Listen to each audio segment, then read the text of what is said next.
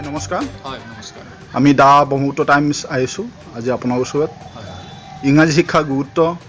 আৰু মাতৃভাষাৰ প্ৰয়োজনীয়তা সম্পৰ্কত আপোনাৰ সৈতে বাৰ্তালাপ কৰিবৰ কাৰণে আপোনাৰ শুভ নামটো জনাব মোৰ নামটো অনিল কুমাৰ কলিতা ঘৰ গুণিগাঁৱত বালিকুচি প্ৰাথমিক বিদ্যালয়ত শিক্ষকতা কৰি আছোঁ আজি আমি আপোনাৰ সৈতে কথা পাতিব বিচাৰিছোঁ যিটো ইংৰাজী ভাষা আন্তঃৰাষ্ট্ৰীয় ভাষা হিচাপে এই ভাষাটো গুৰুত্ব কেনেকুৱা আৰু ইয়াৰ শিক্ষণটো কিমান আমাৰ মহত্বপূৰ্ণ আজি যিটো প্ৰশ্ন হৈছে ইংৰাজী ভাষাৰ গুৰুত্ব বা এতিয়া বৰ্তমান সময়ত ইংৰাজী ভাষাৰ প্ৰয়োজনীয়তা এইটো আমাৰ অতি গুৰুত্বপূৰ্ণ প্ৰশ্ন আপোনালোকে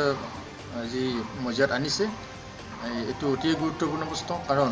ইংৰাজী ভাষাৰ সাম্প্ৰতিক সময়ত ইংৰাজী ভাষাৰ যথেষ্ট গুৰুত্ব আছে আমি সকলোৱে জানো আজি তথাপিতো আমি খুব কম সময়ৰ ভিতৰত কিছু কথা আলোচনা কৰিব বিচাৰিছোঁ এটা প্ৰথম কথা হ'ল অসমীয়া আমাৰ মাতৃভাষা আৰু আমাৰ ৰাষ্ট্ৰীয় ভাষা হ'ল হিন্দী তৎসত্ত্বেও অসম আৰু ভাৰতবৰ্ষৰ বিভিন্ন চৰকাৰী কাৰ্যালয়ত বা চৰকাৰী কাম কাজত ইংৰাজী ভাষাৰ বহুল প্ৰয়োগ দেখা যায় এই ক্ষেত্ৰত আমি এটা উপলব্ধি কৰিব পাৰোঁ যে আমাৰ ইংৰাজী ভাষাটো অত্যন্ত প্ৰয়োজন আছে কিয়নো এই চৰকাৰী কাম কাজত বা যিকোনো ক্ষেত্ৰতে আমি যদি অফিচ কাছাৰীত যাওঁ বা চৰকাৰী কাৰ্যালয়ত যাওঁ তেতিয়াহ'লে আমাৰ যিখিনি কাম কাজ কৰিব লাগে বা যিখিনি আমি তেওঁলোকৰ লগত বিষয়াসকলত আলোচনা কৰিব লাগে সেইখিনি কথা আমি ইংৰাজীতে হ'লে আমাৰ সুবিধা হয় গতিকে এই ক্ষেত্ৰত মই ভাবোঁ যে ইংৰাজী শিক্ষাৰ যথেষ্ট আৱশ্যকীয় ভাষা হিচাপে আমি আয়ত্ব কৰোঁ কিন্তু ইংৰাজী ভাষা আয়ত্ব কৰাৰ এইটো নহয় যে আমি পশ্চিমীয়া ভাষা পশ্চিমীয়া সংস্কৃতি বা পশ্চিমীয়া আচাৰ নীতি আমি গ্ৰহণ কৰিম সেইটো নহয় আমি ভাষা হিচাপে ইয়াৰ দক্ষতা অৰ্জন কৰিব লাগে ভাষা হিচাপে আপুনি যি ইংৰাজী ভাষাৰ গুৰুত্বৰ কথা কৈছে সেইটো নিতান্তই প্ৰাসংগিক বিষয় কিন্তু আমি দেখা পাওঁ যে ইংৰাজী শিক্ষাৰ নামত মাতৃভাষাক অৱজ্ঞা কৰা দেখা যায় বা তথাকথিত যিখিনি অভিজাত আমি ব্যক্তি দেখা পাওঁ তেওঁলোকে সন্তানে মাতৃভাষা নাজানে তেনেকৈ গৌৰৱ কৰিব খোজে বিভিন্ন ঠাইত গতিকে এই ক্ষেত্ৰত সাম্প্ৰতিক ইংৰাজীৰ আগ্ৰাসনে মাতৃভাষাত কেনেধৰণে কুপ্ৰভাৱ পেলাইছে আৰু এগৰাকী বিদ্যাৰ্থীৰ জীৱনৰ বুনিয়াদটো গঢ়াৰ ক্ষেত্ৰত মাতৃভাষা শিক্ষাৰ কেনেকুৱা প্ৰয়োজন আছে এই সম্পৰ্কে আপুনি কওকচোন প্ৰথম প্ৰশ্নটোৰ উত্তৰ মই দিব বিচাৰিছোঁ হয় যিটো বৰ্তমান সাম্প্ৰতিক সময়ত ইংৰাজী ভাষা যিটো ইংৰাজী মাধ্যমৰ বা ইংৰাজী মাধ্যমৰ বিদ্যালয়বোৰত মানে যিটো ইংৰাজী অৰ্থাৎ মানে ইংৰাজী বিষয়টো যিটো আগ্ৰাসনতা ইংৰাজী এইটোৱে আমাৰ অসমীয়া ভাষাত কোনো কাৰণত বা নিজৰ মাতৃভাষাত কোনো ধৰণৰ নেতিবাচক প্ৰভাৱ পেলাব নোৱাৰে কাৰণ আমি এনেকুৱা আমি বহুত অভিভাৱক দেখিছোঁ বৰ্তমান তেওঁলোকে মাতৃভাষাৰ প্ৰতি অনীহা আৰু নিজৰ ল'ৰা ছোৱালী বা তেওঁলোকেও হয়তো খুব ভালদৰে ইংৰাজী বা অসমীয়াত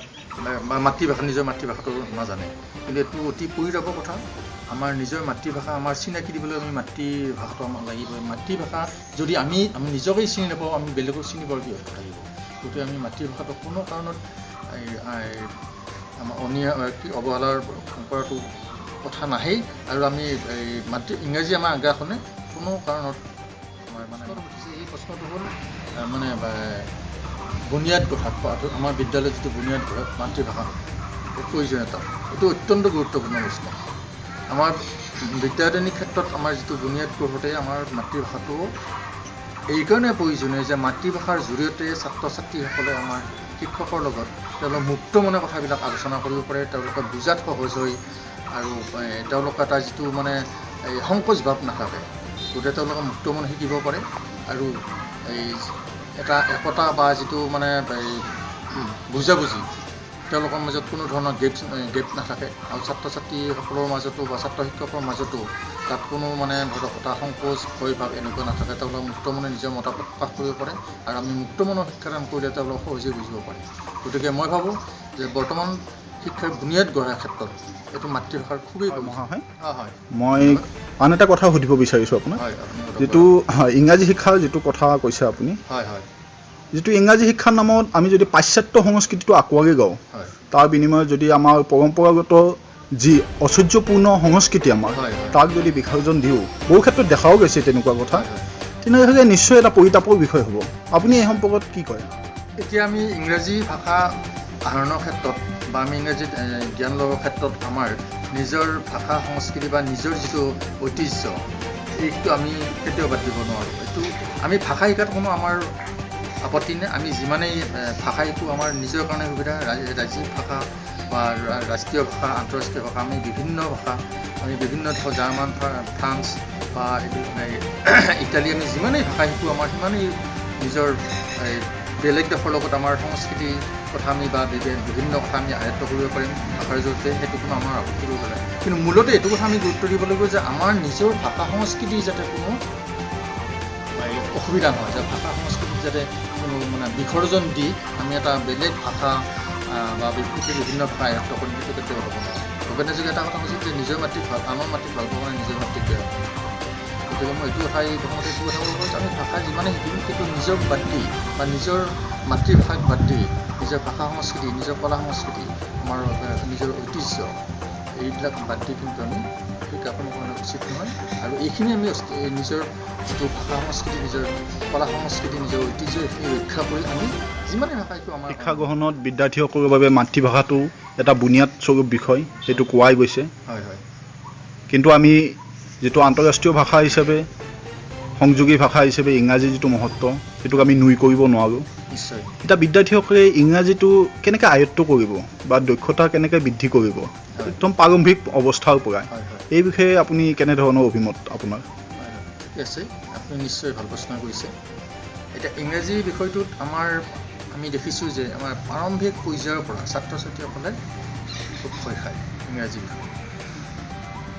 গতিকে ইংৰাজীত ভয় কৰিবলগীয়া কোনো কথা নাই ইংৰাজী ভাষাটো আৰম্ভণিৰ পৰা আয়ত্ব কৰিবলৈ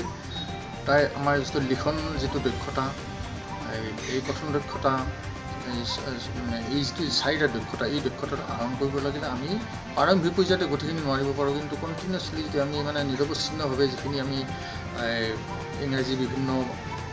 আলোচনী আছে বিভিন্ন বাতৰি আছে আমি ইলেক্ট্ৰনিক মাধ্যম ৰেডিঅ' টেলিভিশ্যন এইবিলাক আছে প্ৰিণ্ট মিডিয়া আছে ছপা মাধ্যম বাতৰি কাকত আলোচনী এইবিলাকত আছে ইংৰাজী আমি সচৰাচৰ ইংৰাজী আলোচনী পাওঁ বা ইংৰাজী বাতৰি কাকত আমি পূৰা পঢ়িব লাগে গতিকে এনেকৈ পঢ়িলে কি হয় আমাৰ ভয়ভাৱটো আঁতৰি যায় আৰু আমাৰ মানে এটা সাহস আহি যায় আৰু যিকোনো এটা কথা ক'ব লাগে ইংৰাজীত আমি কথা ক'বলৈ ভয় কৰোঁ কিন্তু মানে ভুলে শুদ্ধই কিনে কথা ক'ব লাগে যেতিয়া ইংৰাজীত মানুহে কথা কৈ যাব মানে ভুলৰ সংখ্যাটো কমি যাব আৰু আমাৰ এটা মনত সাহস আহিব উদ্যম আহিব আৰু ইংৰাজী এনেকুৱা এটা বিষয় মই অনুভৱ কৰিছোঁ যে ইংৰাজী এটা এনেকুৱা বিষয় যি এবাৰ সোমালে তাত আৰু তাৰমানে ইমান মানে ভাল লাগে এইটো মানে মই নিজে অনুভৱ কৰিছোঁ আৰু সেইটো আচলতে অধ্যয়ন কৰাৰ পিছত গম পাই খুব আমোদজনক আৰু আমাৰ যিটো শব্দৰ ইংৰাজীত আমাৰ লিখিবলৈ যথেষ্ট সুবিধা ইংৰাজী লিখিবলৈ সুবিধা আৰু এইটো আচলতে কি এইটো প্ৰেক্টিছে হ'ব আমাৰ যিটো চৰ্চা এই চৰ্চাটোৰ ওপৰত ইংৰাজী চৰ্চাটো লাগিব চৰ্চাটো মানে কি আমি এনেকুৱা যে কোনো কনভাৰ্চেশ্যন নহয় কনভাৰ্চেশ্যন হ'ব লাগিব মনৰ লগত এটা কথা ক'ব লাগিব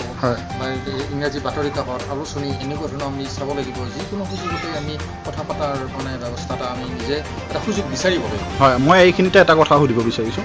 আপুনি যিটো কনভাৰ্চেশ্যনৰ কথা কয় এইটোত মানে আমি প্ৰায়ে দেখা পাওঁ আমাৰ বিদ্যাৰ্থীসকলৰ মানে শব্দ ভাণ্ডাৰটো কম থাকে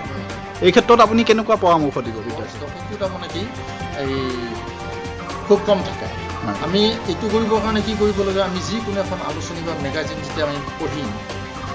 আমি যিবিলাক শব্দ যায় মানে টান পাওঁ সেইবিলাক শব্দ আমি চাই উলিয়াব লাগিব মানে কি সেইবিলাক শব্দ লিখি অভিধান আমি চাব লাগিব চাওঁতে যি প্ৰতিটো শব্দই যেতিয়া আমি চাম তাত আমি বহুত অৰ্থ ওলাই যাব আমি গমেই পাম আৰু এনেকুৱা কিছুমান আছে আমাৰ সমাৰ্থ শব্দ কিছুমান আছে সমাৰ্থক যিখিনি চিমিলাৰ ৱৰ্ডছ যিটো সমাৰ্থ শব্দ আমি ব্যাকৰণবিলাকত পাওঁ এইটো একদম প্ৰাৰম্ভিক পৰ্যায়ৰ পৰা আছে এই ব্যাকৰণবিলাকত চালে এইটো খুব টানো নহয় এতিয়া আমি যিটো সমাৰ্থ শব্দ এই সমাৰ্থ শব্দবিলাক চালে ৩-৪টা মানে আমাৰ প্ৰতিকল সমাৰ্থ শব্দ পায় গতিকে এনেধৰণৰ যদি আমি নিৰৱচ্ছিন্নভাৱে কিছুদিন আমি অধ্যয়ন কৰি থাকোঁ তেতিয়া আমাৰ আয়ত্তত আহিব বুলি মোৰ বিশ্বাস গতিকে আচলতে আমি ছাত্ৰ ছাত্ৰীসকলে এইটো পৰামৰ্শ দিব বিচাৰিছোঁ এই শব্দৰ ভঁৰালটো চহকী কৰক তেওঁলোকৰ অভিধান আছে অভিধানৰ সহায় লওক তাৰপিছতে ব্যাকৰণৰ পৰা সমাৰ্থ শব্দ আছে সমাৰ্থ শব্দখিনি তেওঁলোক আয়ত্ব কৰক আৰু এনেকৈ আয়ত্ব কৰিলে তেওঁলোকৰ মই ভাবোঁ যে খুব বেছি নহয় মানে কম সময়ৰ ভিতৰতে তেওঁলোকে যথেষ্টখিনি আয়ত্ব কৰিব পাৰিব মানে অধ্যয়ন আৰু অধ্যৱসায়ৰ বিকল্প আমি ইয়াত বিচাৰি নাপাওঁ অধ্যয়ন আৰু অধ্যৱসায় এইটো নিৰানব্বৈ চেষ্টা লাগিব আৰু কিছুমান আমাৰ এটা ধাৰণা আছে যে তেখেতৰ মানে ইংৰাজীত মানে হেৰিটো খুব চোকা তেওঁ ভাল কিয় নোৱাৰিব সেইটো কোনো কথা নহয় আচলতে আমাৰ কোনো বাধা নাই আমি নিজৰ যিটো এই চেষ্টা সেই চেষ্টা কৰিলে আমি নিশ্চয় সফল হ'ব পাৰিম আপুনি বাৰু শব্দ ভণ্ডাৰৰ কথাটো ক'লে আমাক এতিয়া যিটো মই সুধিব বিচাৰিছোঁ তাৰ ব্যাকৰণগত যিটো দিশ ব্যাকৰণগত দিশটোত কেনেকৈ পটু হ'ব এজন ছাত্ৰ বা ছাত্ৰী? ব্যাকৰণৰ যিটো দিশটোত পটু হ'ব লাগিলে আমি কি কৰিব লাগে? আৰম্ভতে ব্যাকৰণৰ যিটো সহজ হৈ আছে, আমাৰ দ্বিতীয় তৃতীয় শ্ৰেণীৰ পৰা আমি যিটো ইংৰাজী গ্ৰামাৰ আছে প্ৰাৰম্ভিক পৰ্যায়ত শ্ৰেণী একেবাৰে সহজ হয়, সেই বিষয়টোৰ ওপৰত যথেষ্ট গুৰুত্ব দিব লাগিব। তাত পৰ্যায়ক্ৰমে যেতিয়া আমি গুৰুত্ব দিওঁ বা নোৱাৰাবিলাক শিক্ষকসকলক সুধিব লাগিব, বা যিখিনি অভিভাৱক আছে অকণমান জনা শুনা তেনেকুৱাও দিব লাগিব, গাঁৱৰ ল'ৰা ছোৱালী আছে অকণমান তেওঁলোকৰ ওপৰ ক্লাছৰ ওপৰ শ্ৰেণী আছে তেওঁলোককো দিব লাগিব। আৰু এনেকৈ ব্যাকৰণটো মানে খুব যে দৰকাৰী এই কথাটো আমি শিক্ষকসকলেও বুজাব লাগিব তেওঁলোকক। গতিকে ব্যাকৰণটো বহুত বেছি গুৰুত্ব দি যাব লাগিব। প্ৰাৰম্ভিক পৰ্যায়ৰ পৰা গুৰুত্ব দিলে তেওঁ এনেকুৱা হ'ব যে কিছু বছৰৰ ভিতৰত কম সময়ৰ ভিতৰতে তেওঁলোকে ইংৰাজী যথেষ্ট দেখুৱাব। ব্যাকৰণ লাগিব, ব্যাকৰণ অভিধান। আৰু এটা গুৰুত্বপূৰ্ণ কথা আছে যে অসমীয়া ইংৰাজী ব্যাকৰণখন পঢ়াৰ লগে অসমীয়া ব্যাকৰণখন সহজ হ'ব, অসমীয়া ব্যাকৰণ হ'লে ইংৰাজী ব্যাকৰণ সহজ হ'ব। গতিকে তেওঁলোকৰ ভাষাৰ ক্ষেত্ৰত কিন্তু যথেষ্ট দক্ষতা অৰ্জন কৰিব পাৰিব, সেইটো মই সম্পূৰ্ণ বিশ্বাস কৰোঁ। আৰু ব্যাকৰণ অবিহনে এতিয়া আমি বৰ্তমান দেখিছোঁ যে মানে ব্যাকৰণৰ গুৰুত্বটো খুব কম দিয়ে। মানে কিছুমান আমি এনেকুৱা বাক্য কিছুমান বিভিন্ন বেনাৰ বা বিজ্ঞাপনত আমি দেখিছোঁ কিছুমান বাক্য কোনো বাক্য গাঁথনি মানে কিবা বুজাব গৈছে কিন্তু অৰ্থটো বেলেগ হৈ গৈছে। সেনেকুৱা ধৰণে আচলতে ব্যাকৰণৰ দিশটো আমি নিশ্চয় গুৰুত্ব দিব লাগিব। ব্যাকৰণ নহ'লে আমাৰ কোনো এটা ভাষাৰ সম্পূৰ্ণ আয়ত্ত সম্পূৰ্ণ নহয়। গতিকে আমি আৰম্ভণিৰ পৰা ব্যাকৰণৰ আমি ইংৰাজী আৰু মাতৃভাষাৰ বিবিধ দিশ আলোকপাত কৰিছোঁ। এতিয়া মই আপোনাক সুধিব বিচাৰিছোঁ, যিটো অভিধান চৰ্চা, অসমীয়াই হওক বা ইংৰাজী ভাষাই হওক, অভিধান এখনৰ কেনেকুৱা ভূমিকা থাকে ভাষা এটা আয়ত্ত কৰাৰ ক্ষেত্ৰত? অভিধানৰ যথেষ্ট গুৰুত্ব আছে। অভিধানখন আমাক লাগিব। আৰু অভিধানখন আমি এনেকুৱাকৈ ল'ব লাগিব যে আমি অভিভাৱকেও অভিধান এখন ছাত্ৰ ছাত্ৰীসকলক কিনি দিয়াৰ ব্যৱস্থা কৰিব লাগিব। শিক্ষকসকলেও আমি অভিধানৰ কথাটো ছাত্ৰ ছাত্ৰীসকলক এখন অভিধান কিনিবৰ কাৰণে বা অভিভাৱকসকলক এখন অভিধান কিনি দিবৰ কাৰণে আমি এটা তেওঁলোকৰ মানে গুৰুত্বটো বুজাব লাগিব। আৰু আমি বিদ্যালয়তো অভিধান এখন ৰাখিব লাগিব, কাৰণ অভিধানে আমাৰ মূল বস্তু। অভিধানৰ জৰিয়তে আমি বিভিন্ন শব্দ জ্ঞান লাভ কৰিব পাৰোঁ, বিভিন্ন শব্দৰ অৰ্থটো আমি জানিব পাৰোঁ। গতিকে আমি অভিধান লাগিবই। আৰু অভিধান এনেকৈ চাই থকা আমি বিকল্প শব্দ কিছুমান পাওঁ। মুঠৰ ওপৰত মানে মই এটা কথা ক'ব বিচাৰিছোঁ যে আমাৰ ভাষা জ্ঞানৰ ক্ষেত্ৰত অভিধান লাগিবই। কিন্তু এইখিনিতে এটা গুৰুত্বপূৰ্ণ কথা মই ক'ব বিচাৰিছোঁ যে সাম্প্ৰতিক সময়ত হয়তো বিভিন্ন অভিধান আমি পাওঁ, কিন্তু কিছুমান অভিধানত কিছু শব্দ ভুল দেখা যায়। গতিকে মই লিখকসকলক এইটো আহ্বান জনাইছোঁ যাতে এইখন তেওঁলোকে এনেকুৱা কিছুমান যদি দুই এটা ভুলো হয় তেওঁলোকে যাতে ছপা ক্ষেত্ৰত মানে শুধৰণি ব্যৱস্থা কৰে বা তেওঁলোকে যাতে এই ক্ষেত্ৰত বিশেষভাৱে গুৰুত্ব আৰোপ কৰে, মই এইটো এটা আহ্বান জনাইছোঁ। আৰু আমি সকলোৱে অভিধানৰ ওপৰত ল'ৰা ছোৱালীৰ যাতে অভিধান এখন মানে তেওঁলোকৰ পঢ়া মেজত আমি যাতে ব্যৱস্থা কৰি দিব এইটো আমি চাব লাগিব।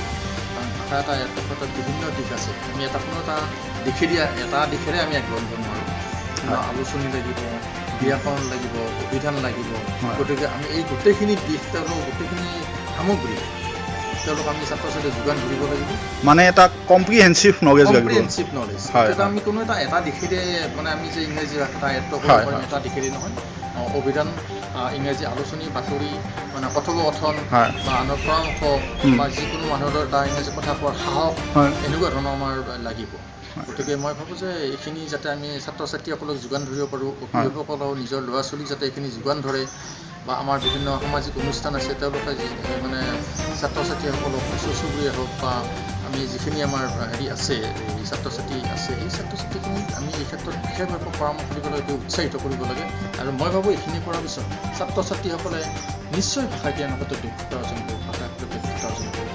ঠিক আছে। ভাষা জ্ঞান নাথাকিলে আমাৰ এটা জাতিৰ কাৰণে কিন্তু অত্যন্ত দুখজনক কথা। ভাষা জ্ঞান অবিহনে কিন্তু আমি বহু কথাই আমাৰ ৰৈ যাব। ঠিক আছে, আপোনাক বহুত ধন্যবাদ জনাইছোঁ। দ্য ব্ৰহ্মপুত্ৰ টাইমছ আপোনাৰ সন্মুখত পুনৰ আহিম। ঠিক আছে, আপোনালোকক ধন্যবাদ জনাইছোঁ এটা অনুষ্ঠানত এনেকুৱা এটা অনুষ্ঠান বিচৰাৰ কাৰণে বা মই দুই এষাৰ কোৱাৰ কাৰণে সুযোগ পোৱাৰ কাৰণে আপোনালোকক মই যথেষ্ট ধন্যবাদ জনাইছোঁ। ঠিক আছে, ধন্যবাদ।